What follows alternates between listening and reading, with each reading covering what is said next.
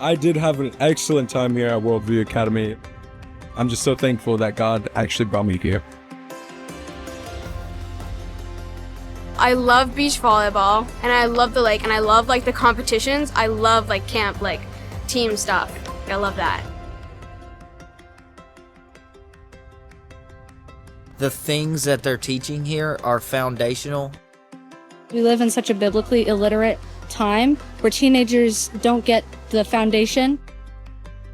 I need to have these foundational biblical truths in order to stand on something. If I don't have anything to stand on, I'm going to get washed away by culture and the secularism of the world.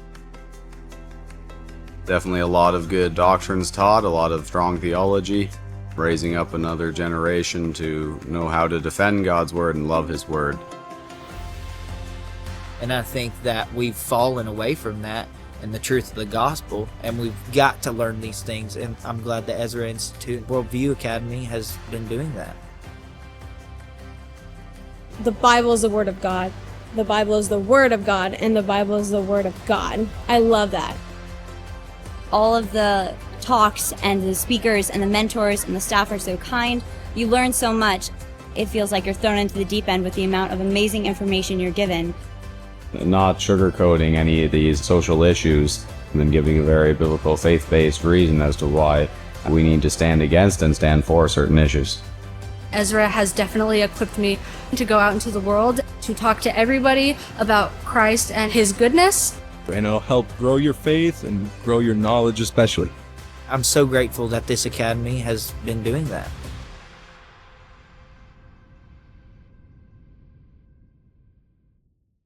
Hey everybody, welcome to Ezra Interviews. I'm Dr. Michael Thiessen, and today I have on the show lawyer Barry Bussey, who has been counseling Canadian churches on charity law for over 32 years.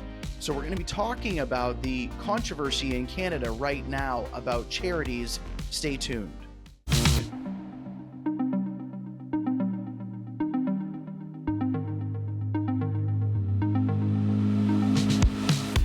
Okay, everybody, just before we get into the interview, I want to remind you of three things. I want to remind you of our Worldview Youth Academies in 2025. We're going to have a great academy in Gatlinburg, Tennessee, July 11th to 17th. And we want you to sign up. If you don't have your young adults signed up for that U.S. Academy, please, if you're a U.S. listener, get out there, get your young adult coming. It's going to be a great event. And then, of course, our flagship Worldview Youth Academy in Canada, our most long-running youth academy, is going to be July 20th to 25th. And Pastor Nate Wright's going to be running that up in Canada. So sign your youth up for that. Two other things I want to remind you of. Joe has an upcoming book called Think Christianly coming out. We're very excited about it. Just put that in the back of your mind for that release to be ready. And then, of course, we are now developing a new curriculum called Foundations.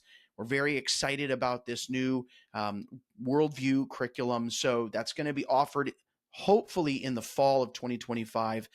That would be a great gift for your church, a small group, or your Sunday school program to put your adult Sunday school through that, or your adult small group ministries through that. So today, Barry, you and I have the joy of talking about charity. Yes. And welcome to the show. Well, thank you so very much, Michael. It's a great pleasure.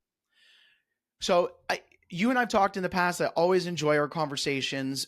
Today, this conversation is probably a little bit closer to your average Christian's heart than I think people would realize.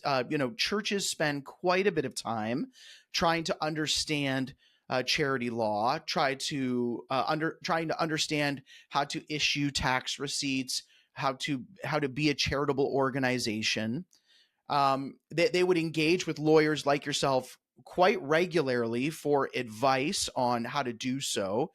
On the tail end of things, very practically, pastors would enjoy the fact that their congregants are able to tithe to the church or give their free will offerings to the church.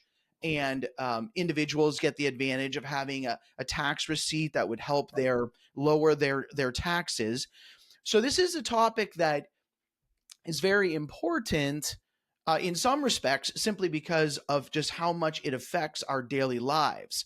Now, we have the liberal government running now on 2 elections on the platform that they're going to remove the charitable status for pro-life organizations, and most recently making an announcement that they're talking about removing the charitable status for organizations that are religious in nature. Now, I want you to bring us up to speed exactly on what they're doing, but before we get there, I'm going to tell a brief story of a friend of mine in Montreal.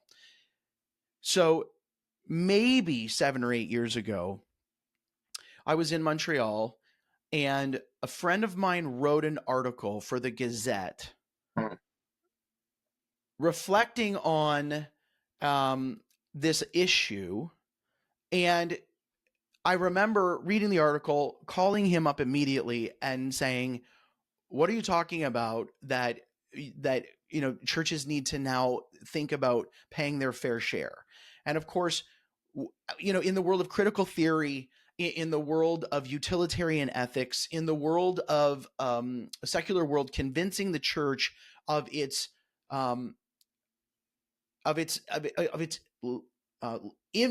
unimportance in society, and saying, hey, look, like, we are no longer a Christian nation. We are now a multicultural nation. This favoritism that the church has received for years, it's time to let that go, because the church shouldn't exploit the system by being charitable. And so this is kind of a message that's been, people have been saying to the church for a number of years now. Why would you have special status in society when everybody else has to pay property taxes, when everybody else has to pay these taxes? Why would the Christians get this advantage? And so all the way from, the very practical side of things to the very philosophical side of things, there is confusion around what should the church do in this situation. So some churches just want to say, hey, great, charitable status, no big deal. Other churches are sitting there going, this is very important. This is a philosophical change, a religious change, not just a practical change, but it is also a practical change. So Barry, can you start us back? You've just written on this. Can you start us back as to why would the Canadian government have given churches charitable status, why that is so important theologically and philosophically? Sure. So first of all, let's look at the history as far as the English law is concerned. And I think this also would affect the early history of the American experience, because they adopted the English law at the end of I think it was from 1776 onward. Prior, they accepted the English common law. Well, back in 1601, we had the Statute of Elizabeth, and Queen Elizabeth I. She, under her leadership and so on, there was a statute which defined charity, and it defined charity as under what we call 4 heads: relief of poverty, advancement of education, advancement of religion, and any other public benefit for the public good. Now, the thing is that has been the law that has remained so in Canada as of now. However, we find that the United States and Canada are very, very generous to the religious community as far as tax implications are concerned.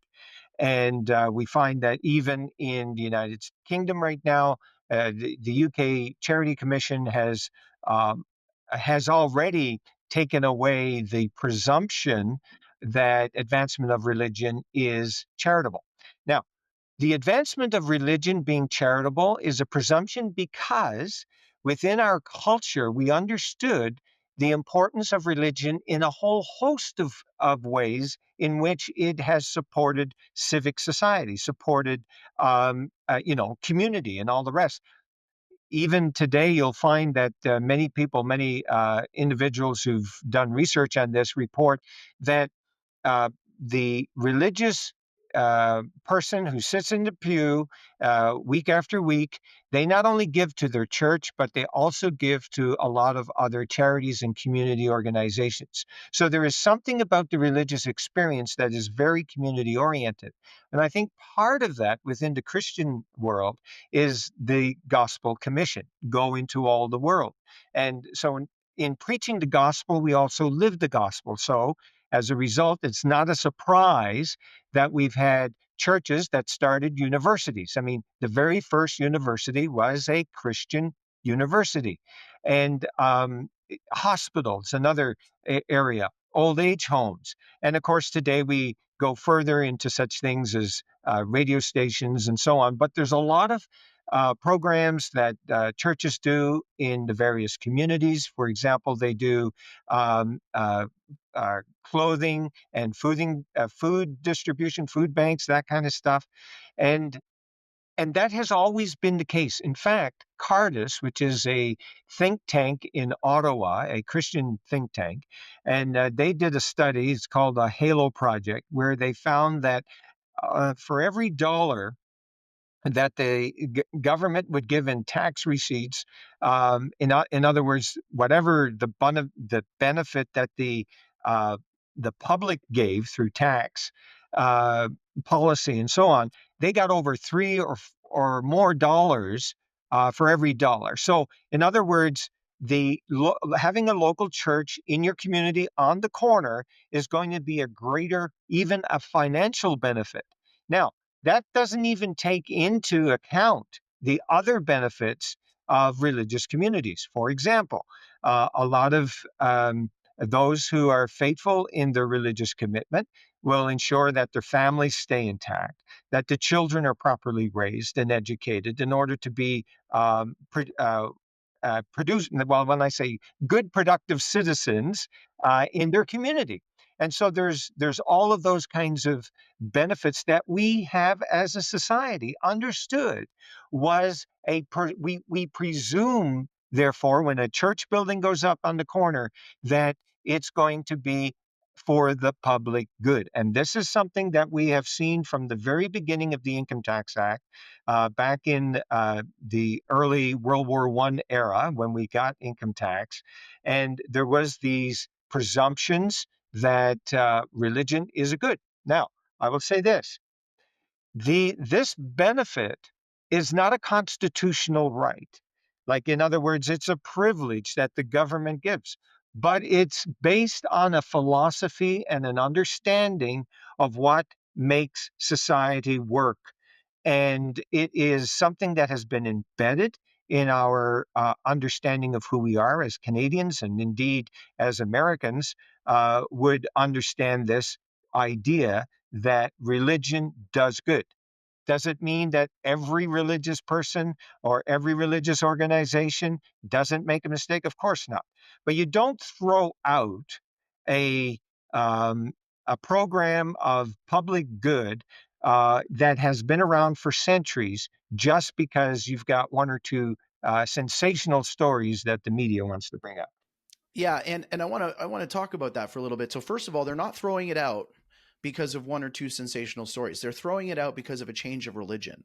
So even when we talk about the promotion of religion being one of the four categories of charitable work, we're actually not talking about any religion there. When that was put forward, the based assumption is we are talking about different denominational work within the Christian worldview. So not only was this just about promoting religion, because false religions don't do good. Buddhism is a cult death, a death cult, in the sense that it really has no promotion of charity, because one of its fundamental beliefs is that we're to remove ourselves from being passionate for other people. So there might be forms of that within that religion, but they would struggle to articulate the why. When these laws were put in favor of the Christian church, it was also because the understanding was society would be held together by a basic Christian worldview. So So even today, when people are just saying the promotion of religion, we have to go back to the history, and we know that the promotion of the Christian faith is so powerful, particularly when we talk about charity. Barry, just this last month, there was a number of tornadoes that went through Missouri and Kentucky, and literally, as a church family, we're a small church in Kentucky right now, and we just said, look, we've got to go down and help these tornado victims who are just an hour away. Because why? Well, because of the parable of the Good Samaritan. It's Sunday morning. We want to serve, and we decided to change our worship service so that we would go and have a time of prayer and then a time of service. And literally, the reason why we made that decision was from Christ's teachings about the priests who were walking around the robber on their way to their religious event. And we were all, as Christians, feeling, man, if we just go to service on Sunday this morning as normal, we'll feel like that priest who's just walking around in obvious need. And so we went and we volunteered there. And so the Christian, distinctly, uniquely in culture, is a wonderful, like you just said, productive, dutiful citizen. And so even as we come, and now people are trying to pit the church maybe against other religions, or just pit the church as the problem, the reality of it is this is a shift in religion. They are now walking away, rejecting the Christian worldview for a polytheism, for a multiculturalism, and that presents a problem for them legally. Now they've got to try to clean the slate. And so this is a real fundamental shift that we're seeing. Yeah, I think I think it's also I mean, I'm assuming as you say that, polytheism and so on, it's kind of like Jordan Peterson, who basically says, and also others. I think of um, Ian Benson, a good friend of mine, who's a law professor down in University of Notre Dame in Australia, and he would point out that everyone has a religion, right? So it's that kind of idea, but certainly right now it's being advocated as an idea that the government, if it gives a benefit to an organization, that somehow the government is deemed to have to be supporting that organization. And that came up really, really big during the uh, Trinity Western Law School case, in which there was a discussion that happened between Justice Rowe and the lawyer for the Canadian Bar Association. And this to me is kind of like where they're headed on this. So what happened was Trinity Western University wanted to have a law school, and because of its teachings on church, on the family, and just basic Christian morality, the law society said, "Well, we can't allow you to have a law school. We wouldn't accept your students to be able to write the bar because of your teachings," which is so bizarre it's not even funny. But anyhow, Justice Rowe was asking a question, and he asked it of many different groups. And his question was this, and he said this to the Canadian Bar Association lawyer. He says, "How about my theoretical Jesuit Institute? You can't get in unless you're a Jesuit. You can't become a Jesuit unless you're a Catholic priest. And you can't become a Catholic priest unless you're a man. Should their tax-exempt status be struck down because of that?" The lawyer replied, "But it's not the case before us." Then Rowe responds, "But is it not the logic of what you're putting to us?" And then the lawyer says, "It is the logic of what I'm putting to you. There are limits to what the state should be called upon to support."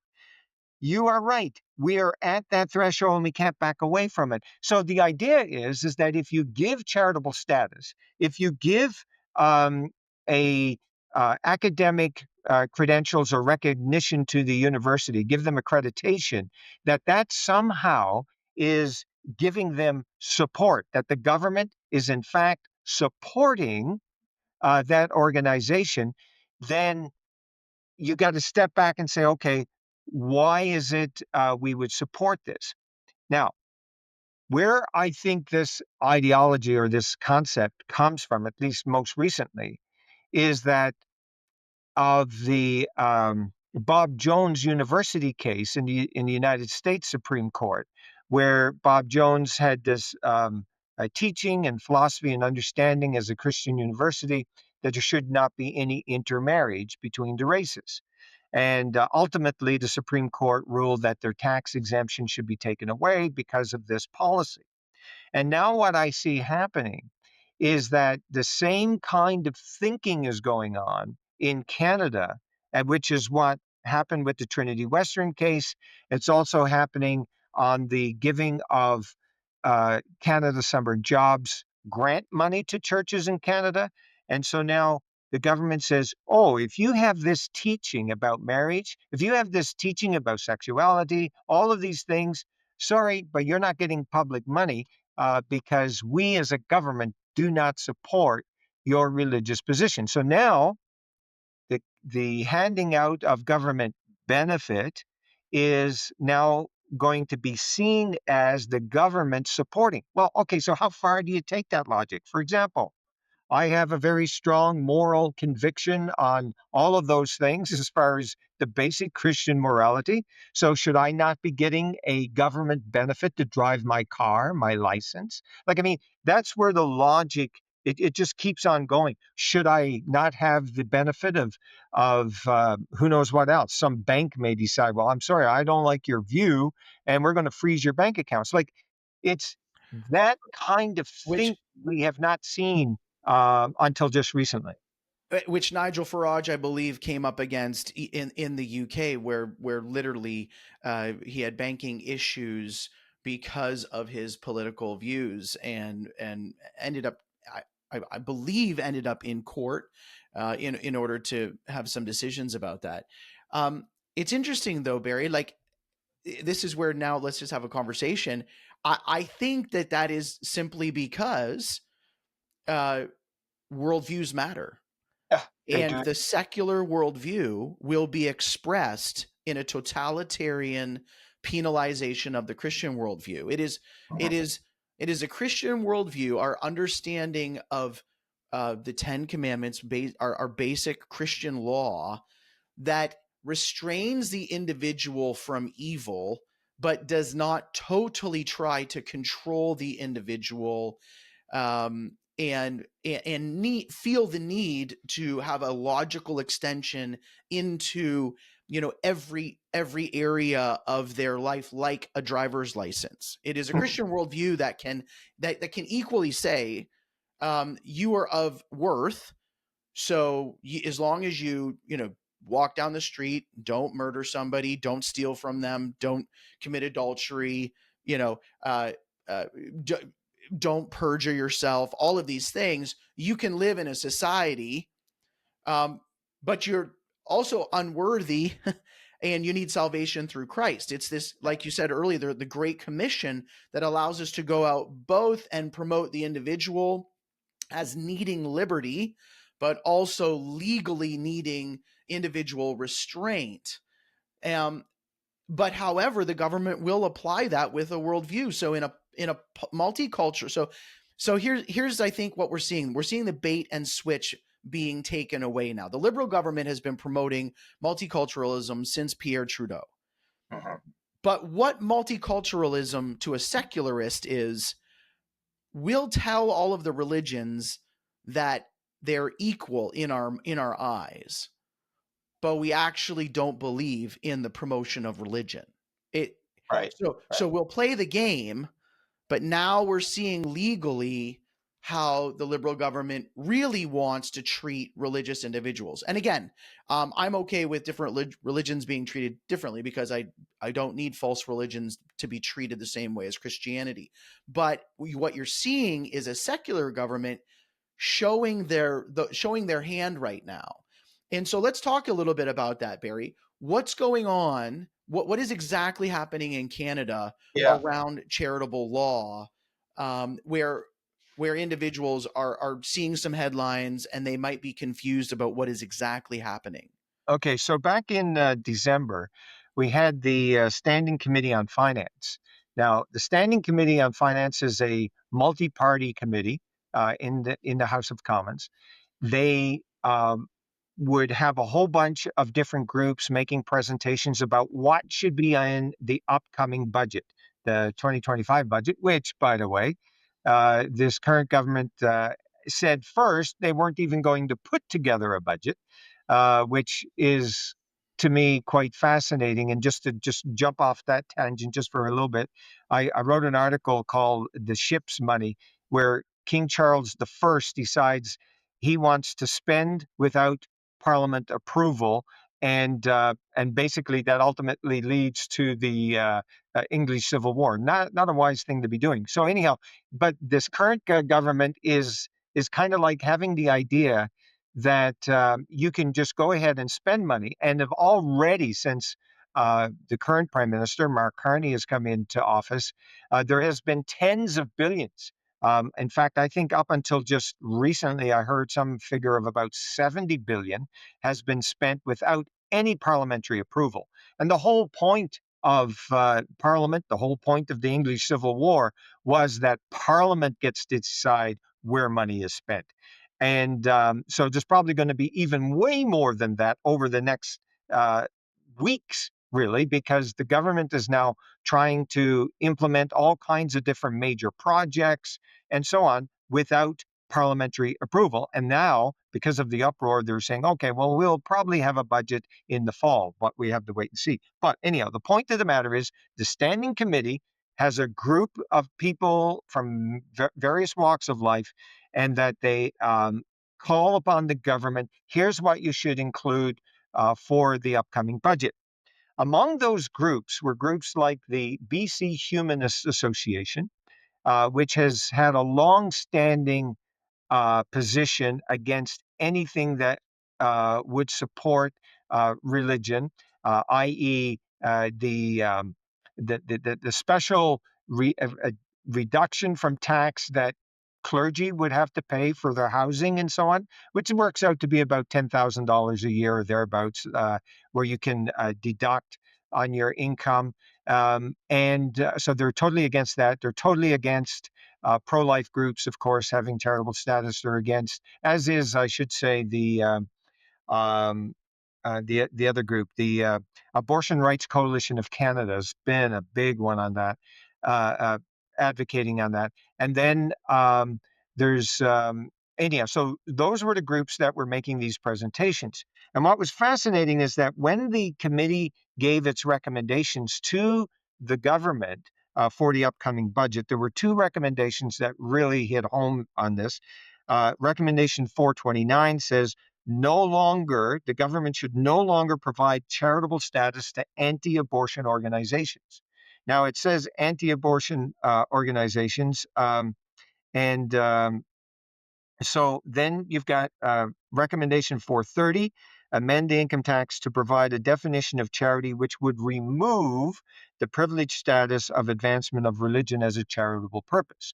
Now, that doesn't mean that churches will not get to be considered a charity unless they can absolutely prove that they're providing a benefit to the community. So, for example, if a church is doing, food banks, relief for poverty kind of issues, or advancement of religion, maybe they have a Christian school. Well, they can still be a charity for that purpose, but you can't be a advancing religion and receive charitable status. So this is a game changer here, because this is going to cause a lot of concern for, well, every religious community, Christian as well as non-Christian. But it's a game changer, and if the government pursues this, there will have to be an amendment on the Income Tax Act to remove that, because that's part of it. Basically, the Income Tax Act has kind of adopted the common law and is applying it. So that is going to be a huge, huge change. And Barry, yep. Can you just repeat that again? Like sometimes when you're in the thick of it, I want to slow down for our listeners. Sure. can you just reread that latter portion and then explain it one more time? And Okay. folks, for all of Let you me who just are frustrated yep. with me for asking Barry to repeat himself, I just really, because I think a lot, again, this is technical because, you know, now every church, I'm listening to this as a pastor and I'm thinking every church is going to go start a food bank. Ironically, churches are already food banks. So this is going to be Yeah. trivial, like Yeah. meaning churches already take care of people all the time informally. And now you're talking about another whole level of paperwork. I think you're talking about that just to prove something that an anti-Christian government can still just say, yo, no, that's not good enough. So can you just slow down and walk us through that again? Okay. So we're going to amend the Income Tax Act to provide a definition of a charity which would remove the privileged status of advancement of religion as a charitable purpose. Okay. So right now, we have a situation where advancement of religion is one of the four heads that we've understood in charity law since 1601. Okay. So now the committee is saying, let's remove that privileged status. Now, what that is saying is that we no longer will presume, no longer a presumption, that churches are providing a public good. Now, churches are going to have the proof that they are providing a public good. And I'm sure that list of a public good will be defined by the government. Oh, yes. Oh, no question about it. There will be within the Charities Directorate of the Canadian Revenue Agency, there will no doubt be a lot of discussion about exactly, okay, so how will we, where is the line that a church has to cross in order to be charitable? Okay, now, Barry, on that point, I wanted to ask you about this. Okay, so now I'm looking at the list. Yeah. Because again, two things I dislike about Christians. Well, three things. Number one, everybody, I want to say I told you so. I've been telling you that they're coming for the charities for years, and my Christian friends, because of this embedded optimism, like conservatives in Canada always have to celebrate losses. For some reason, they just can't accept it as a loss and see its severity. That's one thing that annoys me. And the next thing is they don't actually think this is going to affect them. They go, oh, we'll figure out how to work around it. But I'm sitting here just going, okay, there's going to be a list. Now, I already see a positive list and a negative list.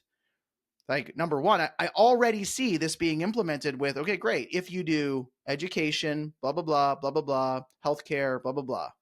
But I also would see just as quickly, because they're tackling the anti-abortion thing, and you can't teach this. Right. Right. Oh, no question. In fact, Michael, I remember you had a program on a little while ago, and it's something that I've been following for a while as well.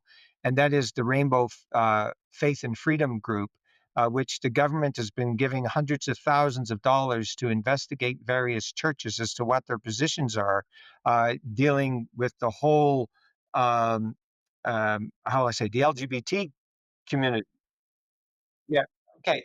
All right. So that one would suspect that any church that is not on their list as being appropriate may also be a group that will not be able to get charitable status. And so there is this, or at least, I mean, that's just my thinking, but why would the government be giving hundreds of thousands of dollars to an organization to investigate this if they're not going to somehow use it as as a means of cutting back on who gets to have charitable status? And if the philosophy is gone as to why religion is good, particularly Christianity, if the legal protection is gone, now you're talking about policy decisions. Right? Once the act is changed, I assume you're just talking about policy decisions, and so that can be set for at a much lower threshold than a full parliamentary approval if the act is amended, right? So then you're just talking about and it's already being said out loud.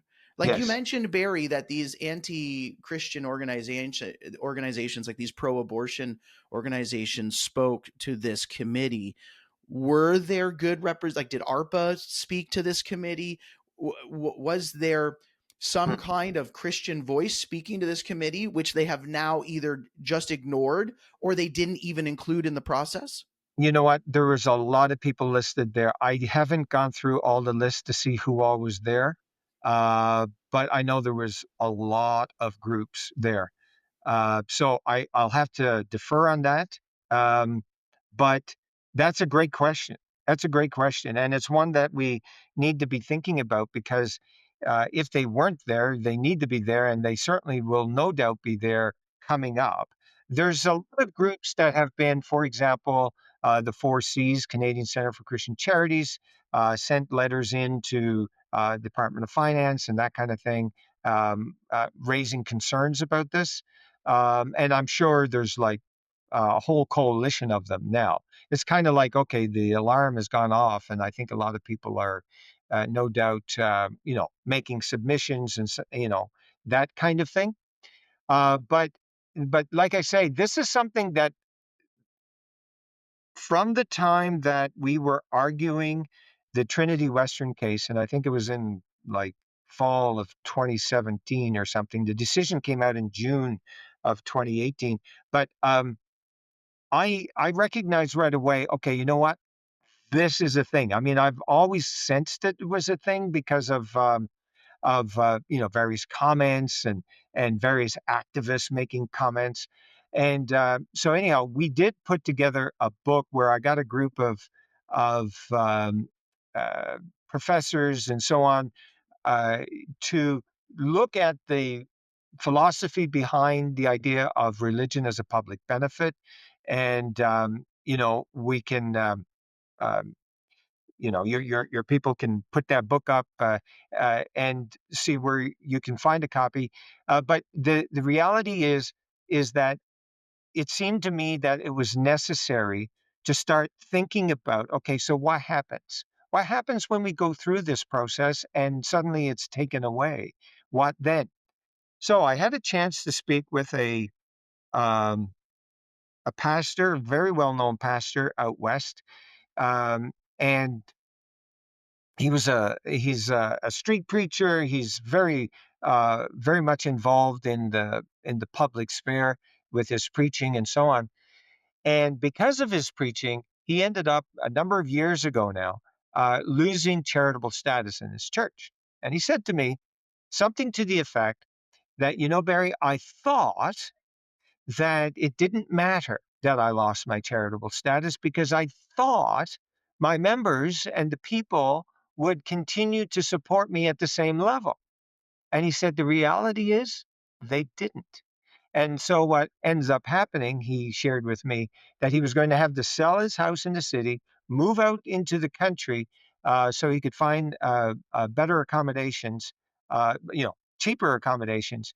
And it just struck me, like how many, this is one of the problems I think we all have when we rely on government approval and government support, we lose the sense of mission of giving, like the sacrifice. I mean, the early Christian church didn't have any of this stuff at all, was persecuted to no end, but yet it still advanced. And it seems to me that we need, as a people, as a Christian faith, we need to recognize that, hey, you know what? I give based on principle. I don't give based on my tax receipt. And so this is something that we have to be mindful of.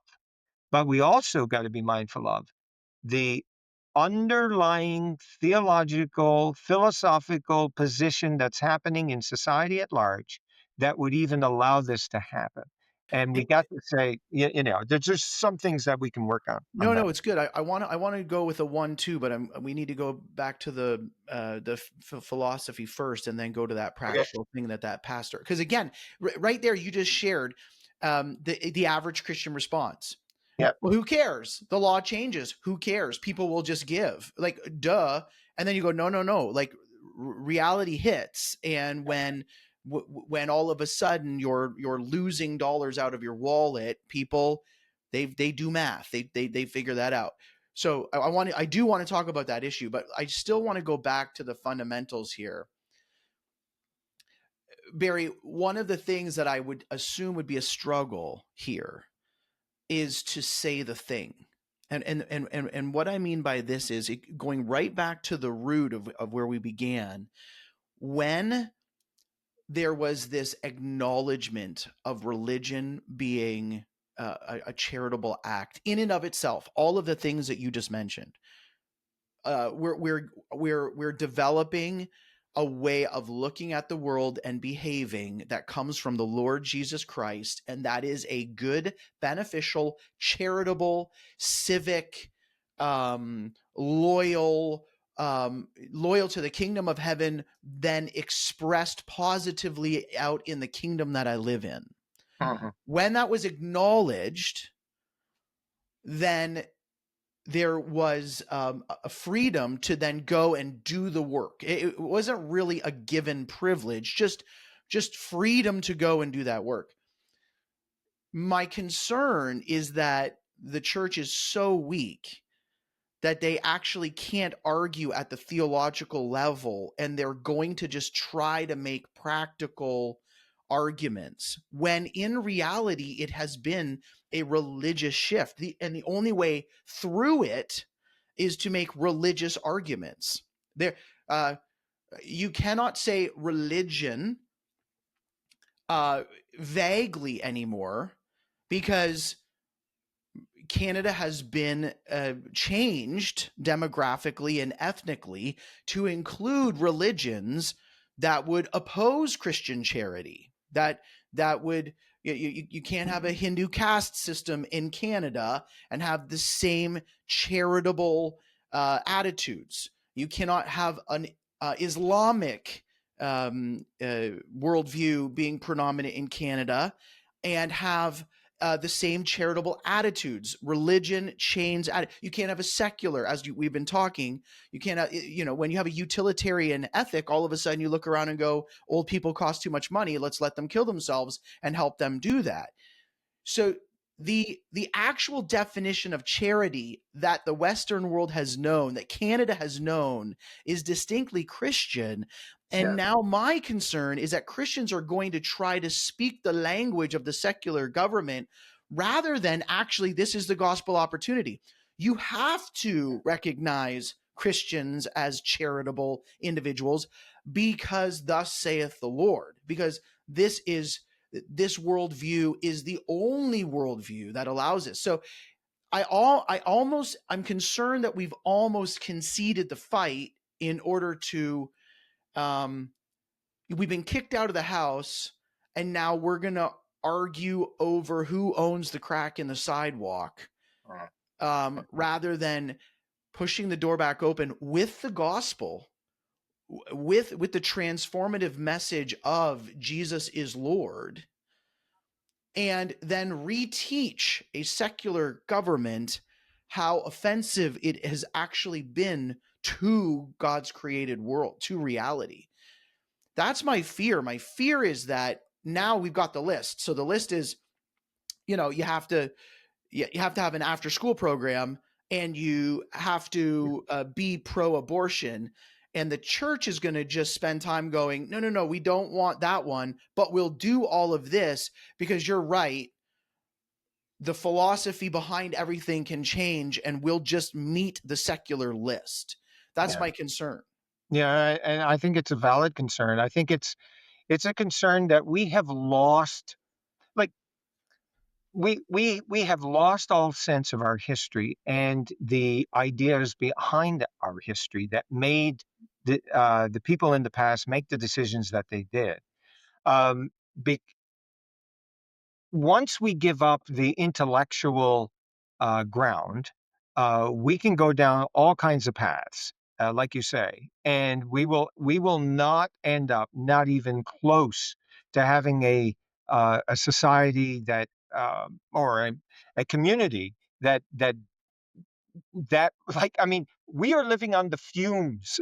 I drive around the country here, and I see all kinds of churches that are either turned into condos or used as single family dwellings or whatever. And I'm like, how is it? It's kind of like we are. I see them as corpses of bodies of believers that like it meant something to those rural communities that have these churches in these places, and now they're just mere monuments. And so there has been this collapse of, I would think, confidence. I would think of understanding how society works. Like, I mean, you can look on the streets of any Canadian city, and you will see that this current regime, I use that in a broad sense, this current um, operation of a civil society is not working. Why? Well, because I get people going by my office every day who are literally stoned out of their minds, who've got no purpose, and we're seeing this over and over repeated throughout the country. We we do not have a recognition of what it means to be human and how we ought to live. That has been jettisoned, and as a result, we are suffering. We Many families across this country, doesn't matter, rich or poor, people are suffering because we have lost the understanding of what it means to be human and how we ought to live. And that was given to us by our forefathers in our Christian faith, which has been passed down to us, but we have lost the confidence, and as a result, we will not speak it. And it's having a consequence, a real life consequence right in front of us.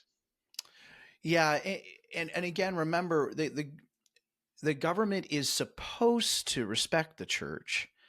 This is where this is another philosophical change where the government is a government. It's the civil government that historically, from a Christian perspective, has respected the church government, and the church government respects the family government, and the family government respects the individual government. But when one tries to take over the other, it is an affront to how God created structures in the world. So folks, the reason why I bring this up is, again, charitable law in Canada as a conversation is a gospel issue. I just want to bring it up again. Everything is a gospel issue. You either go, this is what the Bible says, this is what charity is according to Scripture. I believe it. I believe I'm living in the life of Jesus Christ. I'm following I'm a disciple of him. I'm following in his footsteps. And that definition of charity, the way the Bible describes it, according to law, is beneficial for society. And I will stand up and I will proclaim it, and I will ask for liberty to do it without being taxed to do it. Because again, Barry, we haven't even gotten onto like the robbery of the current taxation system, which is just, it's just highway robbery of the individual. All of these different income tax and property tax. It's all one form of robbery. But even if we just accept these taxations in different forms, the Christian still has to understand that you're either going to do taxation towards people in God's direction, or you will ignore God. And so we can't keep pretending to have moral conversations without our moral authority being declared in the room, because we're attached to Christ. And I think, Barry, this is, every time we go out into the public sphere and say, hey, look at this history, which that's a benefit for us. We actually, Barry, you get to allude back to some historical figures. The church, even prior to that, in many centuries and generations, didn't have the ability to say, hey, look, like, this is where we were. They were just going into new ground saying, this is what we must be because of, and you go, well, because of what?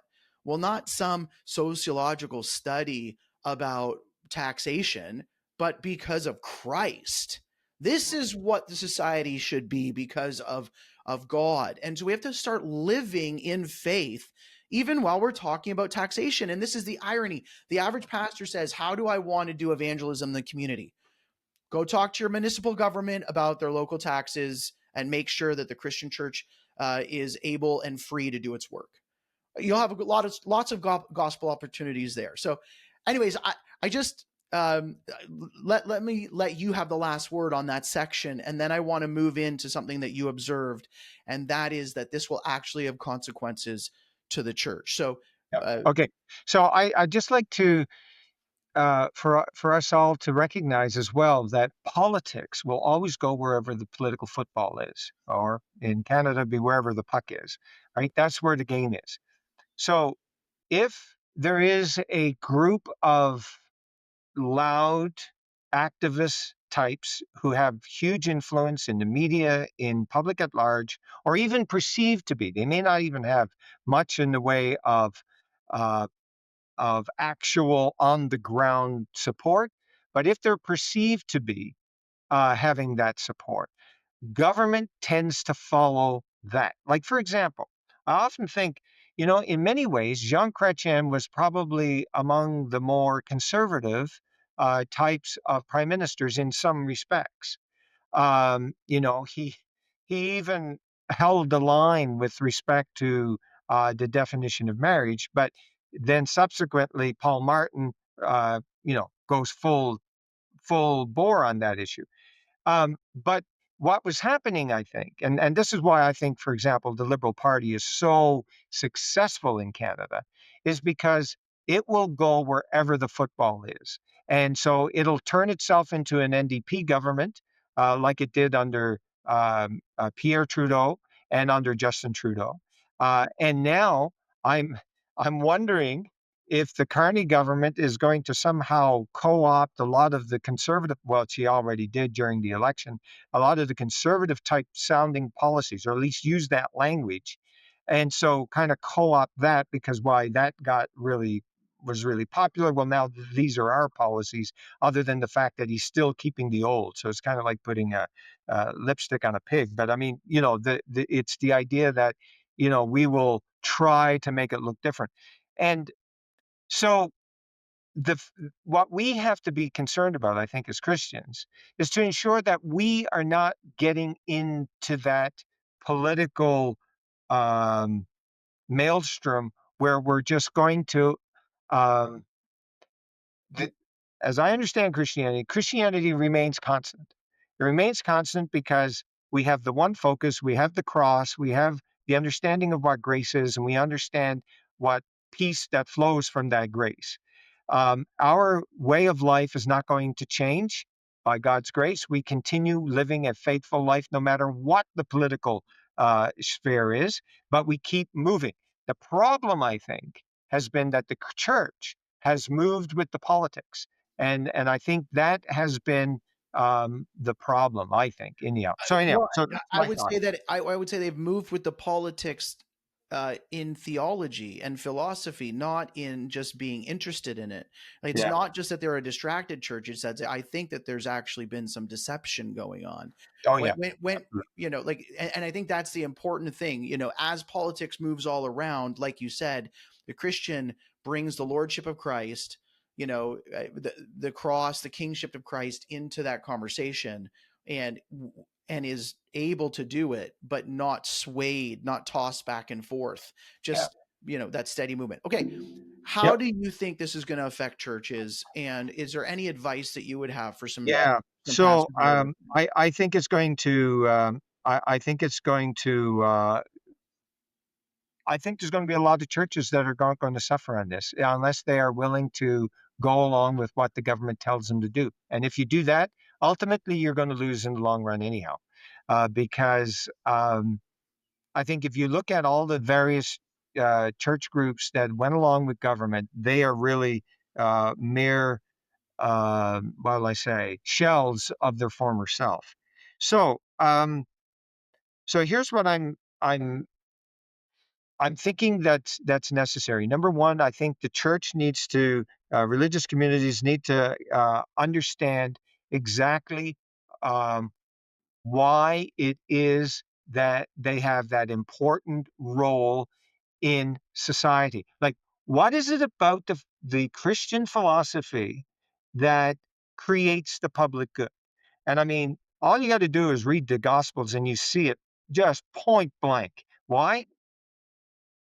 Just look at the Lord, and you'll see it over and over. What's he doing? He's helping the poor. He's helping the people who are in need, those who are being cast out. There's a place of refuge for people, and that is something. But it's the philosophical, but it's played out into the practical side of things. And I think we need to be being uh, alert to that, and also letting the public know that, look, this is who we are, this is what we're about.